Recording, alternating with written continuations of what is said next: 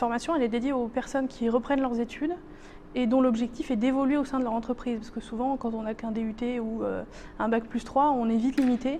Et les entreprises nous demandent d'avoir un diplôme supérieur pour pouvoir continuer à progresser, notamment à des postes de management. Ça permet de dépasser ce qu'on peut appeler un plafond de verre qu'on a certaines fois dans certaines entreprises qui nous bloquent de par le manque de diplôme ou le manque, je dirais, de connaissances globales et de connaissances un peu moins restreintes sur notre domaine d'expertise et de technicité. L'alternance en formation continue, c'est un rythme qui est de 3 à 5 jours de présence à l'école par mois et tout le reste se passe en entreprise et on a des cybercours le soir.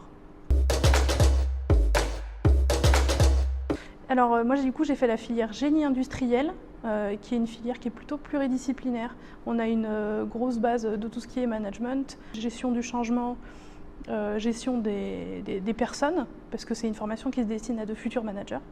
Et on a aussi, je dirais, le second bloc pédagogique qui est tout ce qui est technique de l'ingénieur, où là on va aborder des thèmes assez variés, ça va de l'excellence opérationnelle à la maintenance, on passe par la comptabilité.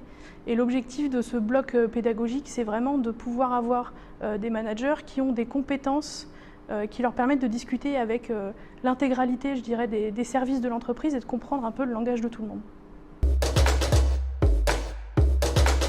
Personnellement, j'ai choisi de faire une formation continue parce que j'avais l'opportunité dans mon entreprise qui m'accompagne pour, je dirais, changer de poste et puis augmenter mes connaissances et mes compétences. Quand on arrive à une trentaine d'années et qu'on se voit évoluer, on ne peut pas forcément se permettre d'arrêter du jour au lendemain, de travailler pendant 3 ans pour passer un diplôme d'ingénieur. Donc la formation continue, c'est un vrai plus. À la suite de ma formation, j'ai changé de poste. Donc auparavant, j'étais chef de projet sur la région Europe. Et maintenant, je suis animatrice qualité monde pour les technologies de dépôt sous vide au sein du groupe HEF. L'avantage qu'a l'ISTP par rapport à d'autres écoles, c'est que les ingénieurs tuteurs qui sont à l'ISTP sont des ingénieurs qui sont des anciens industriels. Donc ce n'est pas des personnes qui ont fait que des études académiques, c'est des personnes qui connaissent vraiment le monde de l'industrie concrètement et qui, quand on a des questions, peuvent nous aider justement à y répondre et à nous donner, je dirais, les meilleures clés pour réussir. Si j'avais un conseil à donner à ceux qui osent pas se lancer dans ce genre de formation continue, c'est n'hésitez surtout pas. C'est une aventure humaine qui est exceptionnelle. On fait des rencontres professionnelles et personnelles au sein de la formation qui sont exceptionnelles.